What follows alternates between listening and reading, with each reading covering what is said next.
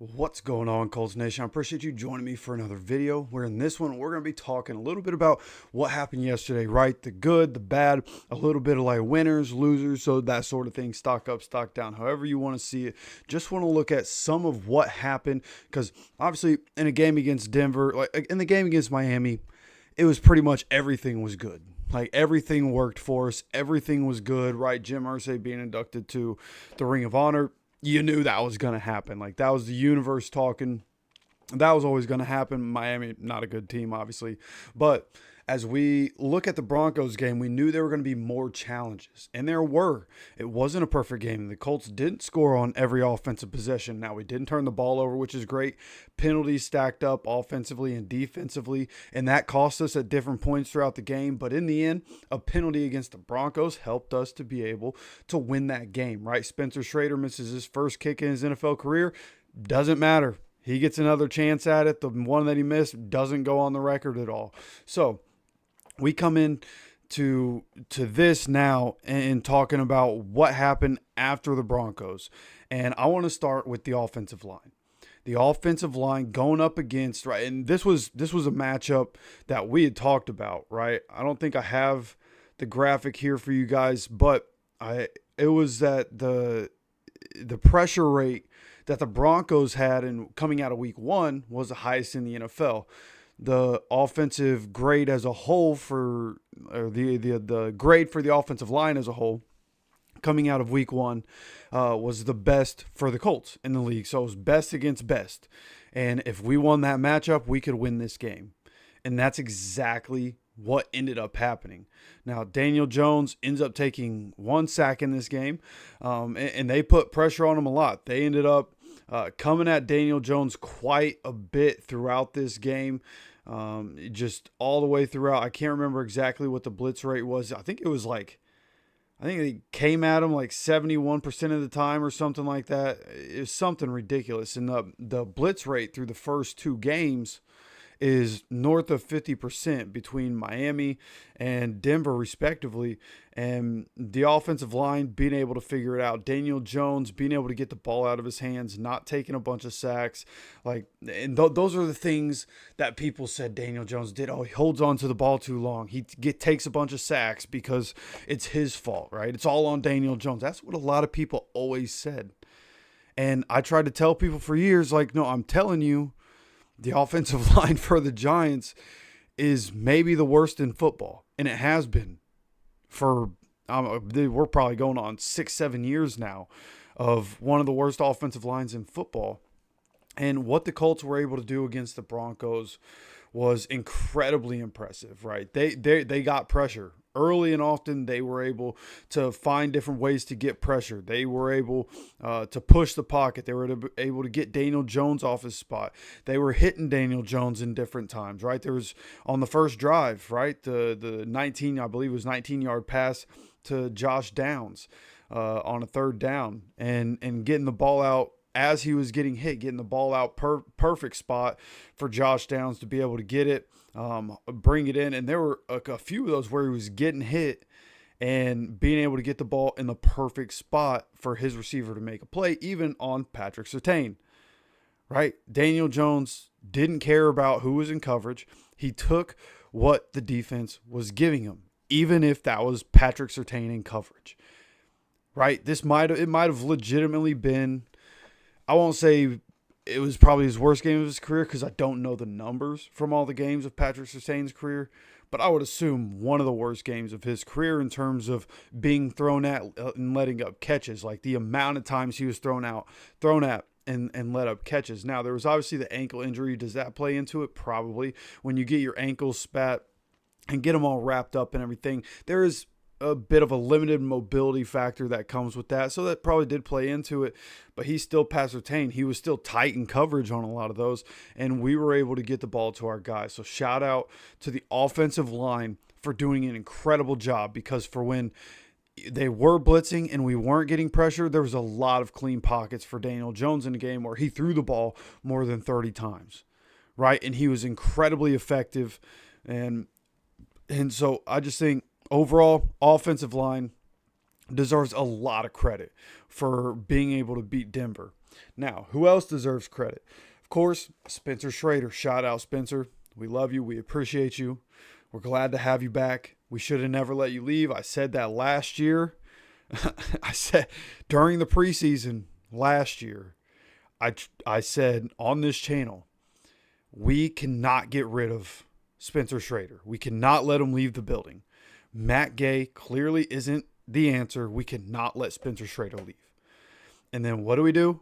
We mess around and we cut him, bring him back, cut him, bring him back, cut him, not able to get him back. And then he goes on 2 different stops, makes a couple kicks, one of which was with the Chiefs.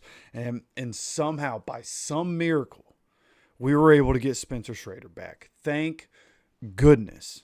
Okay, outside of the 60-yarder that he missed wide right, it's been perfect. And now when I say perfect, I mean he's not only hitting the extra points and field goals, they're all right down the middle, except for the 60-yarder. That doesn't even end up counting.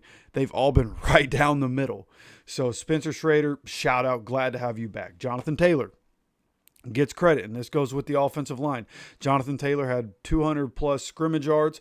I think the final number was 27 total touches for 215 yards and a touchdown. Right? Thought it was going to be 2 touchdowns. For anybody that thinks Jonathan Taylor lost his wheels, he didn't.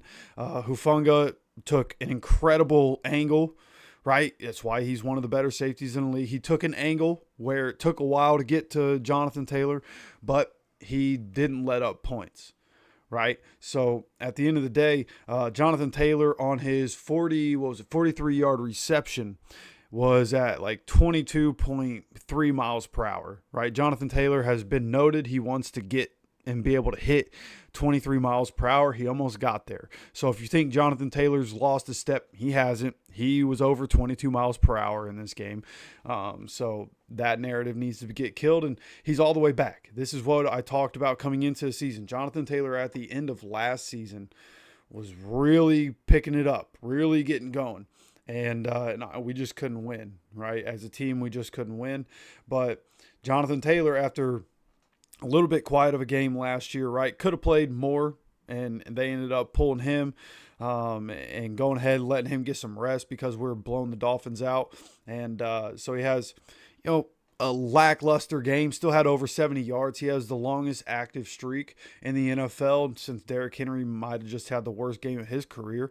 Jonathan Taylor now has the longest active streak in the NFL for running backs having more than 70 rushing yards. And I believe that is a 7-game streak, which, again, dating back to last season, the signs were there. JT's back.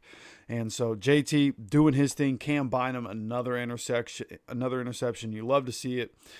Just in the right place at the right time. Same situation, too. Last week it was because Grover Stewart got his hand up to had to get it over Grover. He ends up sailing the pass. Cam Bynum, as a safety, doing what he's supposed to do in the right position at the right time, gets the interception. This time, Grover Stewart, once again, pushing the pocket, gets his hand up. Bo Nix has to try to get around him. He sails the pass, and it goes over him. And this time, a diving interception by Cam Bynum. So once again, and of course, the celebrations are elite for Cam Bynum. So once again, Cam Bynum, 2 interceptions in 2 games. We couldn't have done this without Cam Bynum. The interception when we got it in the 4th quarter, insane timing. We had to have that one, especially in that position. You can't let up a field goal right there. It had to be a turnover. You had to get a turnover right there. So incredibly pleased with the signing that we were able to make. Shout out to Chris Ballard for being able to go get him right in a game where we don't have the other free agent signing, right? We were without Charvarius Ward, and Cam Bynum comes up big with another turnover there, especially with as rough as it was for the defense. Incredible job by him. Nick Cross, also our safety duo, one of the better duos in the league right now. Nick Cross having an absolute breakout season. And as I start looking at the guys that are performing, now that we have a quarterback that can work it and we're winning games, okay, so if we're not going to rebuild next year, right, if we're not going to blow it up and rebuild, there are going to have to be some tough decisions made. And I'm going to start looking into that pretty soon, because those are conversations that we're going to have because where the cap is with all the money that some of these guys are getting paid, some of these guys coming up are going to need to get paid again, right? We're talking Q, we're talking AP, we'll see what happens, with DeForest Buckner. I think we still have some time on his contract. Don't hold me to that, but Nick Cross is coming up. Like, there are different Colts that we're going to have to figure out what are we going to do, right? So we'll have those conversations soon, but incredibly pleased to have Cam Bynum on our side. Now, things that not so good coming out of this game. I don't even know if it really deserves to be mentioned. Zaire Franklin in pass coverage. We need Jalen Carlisle back so bad. Former safety turned linebacker. His coverage skills and being a bigger, former safety, right? Being able to play linebacker, that's a guy that in the run game is going to be able to have an effect too. His instincts as a safety are much needed for this defense. So we can't get him back soon enough, honestly. We're going to need him. Luckily, we get the Titans next, but they have Cam Ward. Cam Ward, perfectly capable quarterback, right? The Titans just have a lot of different issues, but Cam Ward in the middle of the field, if Zaire Franklin is in coverage, it could be problems. We're going to have to get after Cam Ward for sure, and we'll talk about that as the week goes on. But Zaire Franklin in coverage, not great. Kickoff coverage, Brian Mason should have been fired a long time ago. He's still here, and the kickoff coverage is terrible. I don't know what the strategy is on the kickoff. Like, why it should kick. Honestly, kick return too isn't great. Ashton Dulin was able to get a return up to the 40, but that's because Ashton Dulin is an incredible returner. That's just kind of what he does through his career. Does a really good job in that regard. Certainly better than Anthony Gould. Anthony Gould, seemingly at this point, a much better receiver than he is a returner. Just looking at Dulin's returns, Anthony Gould's returns, a pretty big discrepancy, honestly. But overall, the special team strategy on kickoff and kickoff return is maddening. And Brian Mason is a horrible special teams coach and needs to get off this team immediately, right? If we're going to just tackle people at the 35 inning, we're essentially waiting at the 30 and 30 and 35 and tackling people at the 35. Just kick touchbacks. Spencer Schrader got a penalty for missing the zone to be able to kick the ball into. So if Spencer Schrader doesn't have a good gauge on being able to kick the kickoff down to the 1 yard line or two, like the Broncos kicker kicked it to the 1 yard line like every time, right? If Spencer Schrader can't do that and our kickoff coverage is like that, then just go ahead. Like, even Shane in his post-game press conference said something about, even said like he's not trying to get into it, but you kind of already knew how in the fourth quarter, the way at the end of the game, Shane Steichen, his play calling at the end wasn't great. Just running the ball to run the clock down, that's understandable. But he mentioned that they didn't want to take a chance on a kickoff return. So Shane doesn't trust it. So why is Brian Mason still a coach? Why didn't we find somebody different? Also, Spencer Schrader has a strong leg. Just let him kick touchbacks, and you're never going to have to worry about a kickoff return. They're all going to start at the 35 because they're starting there anyways. That's how I feel about it. Kickoff coverage is a problem. Xavier Howard, after not allowing a single catch with him being the primary defender in week 1 against the Dolphins, that was a much different story in week 2.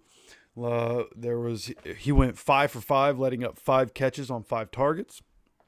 He also gave up 2 touchdowns. He also had 3 penalties, I believe, one of which shouldn't have been. Actually, 2 of them shouldn't have been, because the one in the end zone was an uncatchable ball. Like, even if he just straight grabbed Cortland Sutton and they wanted to call holding, that wasn't defensive pass interference. You don't call defensive pass interference on an uncatchable ball. At least that was my understanding of it. Could be wrong there, but that was my understanding of it. And but nonetheless, just a bad game overall by Xavier Howard. I'll tell you what, having Jalen Jones out for an extended period of time at this point is going to hurt. I wouldn't be surprised if Mekhi Blackmon is the new starting 2. We'll see if that ends up happening. I know Lou has trust and he has a relationship with Xavier Howard, but we'll see how that goes. This was a really bad game for Xavier Howard. We need Charvarius Ward to stay healthy and probably start Mekhi Blackman. That's just where I would go if I'm the coaching staff looking over this tape. When you get back and look at it, I think Mekhi Blackman had a pretty good game. And honestly, I think Xavier Howard doesn't need to be on the field. What we saw this past week was terrible. Again, the late game play calling, not great. For the most part, I liked what Shane did throughout the game. Through the first two games, really good play calling. We're seeing with a competent quarterback, just like Justin Herbert and Jalen Hurts, you have a competent quarterback that can make the throws and make the reads and command the offense pre-snap and be able to read it post-snap and is able to make good decisions. The offense works still. And Shane Steichen's been in his bag, but there in the late game, I understand not wanting to pass it because you could stop the clock if it's incomplete. But the way the game was going, the way the play calling was, I think he should have trusted himself some more, and I think he should have trusted the defense. Now, late in that game, they really started turning the heat up on Daniel Jones. Like, really started turning the heat up and bring more pressure. They sent an all-out blitz at one point after the JT run, right? We got into the red zone. When we got to third down, they sent everybody. And ended up being an incomplete pass, fourth down, and we had to kick a field goal. They were coming at Daniel Jones, and they were determined not to let Daniel Jones continue to be efficient and continue to work us down the field, because they know when we got in the red zone, if we get to the goal line, you're not stopping the quarterback sneak. They stopped it once. They weren't able to stop it again. So I just think the Broncos adjusted their game plan in the fourth quarter, and they were able to get some stops, throughout the game. We got to figure out our red zone worries for sure. In the red zone, the play calling has to be better, but it's really the late game play calling that was more of an issue for me. Now, in terms of other good things, right, as I continue to look here, we have Tyler Warren. And this was an incredible stat. Shout out to Destin Adams. Said Tyler Warren, 2 games into his NFL career, 11 catches, 155 yards. Colts leading receiver at tight end all of last season. Whole season last year. Kylan Granson, 14 catches, 182 yards. So we have Tyler Warren through 2 games is only 3 catches and 27 yards away from tying what our best tight end did last year. That's why you draft him. Shout out Chicago Bears for taking Loveland, who I believe has 2 catches for 12 yards in 2 games. Shout out for letting us get Tyler Warren. I really can't believe the NFL let that happen. Just some other good stuff here. We have there are still some games to be played here in week 2. We have 2 Monday Night Football games, but so far, the leaders in pass yards, as I'm recording this video and as this video is dropping on YouTube, Russell Wilson, 618, and he needed an overtime game to get there. Daniel Jones, 588. Those are your 2 leading passers in the NFL right now. Okay, who would have guessed that was going to happen coming into the NFL season? Right? Like, I've always been a Daniel Jones believer. I wouldn't have told you that was going to be the case 2 games into this season. So I think that's among teams that have played both their games so far, the best offense in the NFL based on EPA per drive and success rate is the Indianapolis Colts. This offense is for real. And this offense, like being able to do what we did against Denver was massive.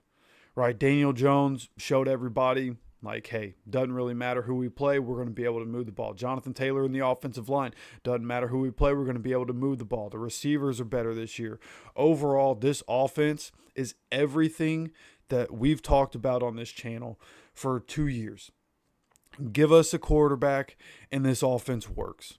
That's exactly what we're seeing happening. This offense is incredible right now, and I'm incredibly excited to see what we're going to be able to do against the Titans, which the strong suit of that team is their defense. So we'll see what happens. But because we put up 470 plus yards on the Broncos, honestly, I'm feeling pretty confident right now about what we're going to be able to do. So those are my thoughts on the good and the bad. Did I miss anything? Let me know in the comment section. And of course, let me know your thoughts on the Broncos game and on all this down in the comment section. I'd love to hear from you guys, how you feeling about us after 2 games so far this season. You let me know down in the comment section. Of course, if you enjoy the content, make sure to hit the like button. Make sure you guys are subscribed with notifications on so you continue to get notified anytime we drop any content on this channel. Of course, appreciate you stopping by for another video. And as always, take care of yourself, take care of each other, and go Colts.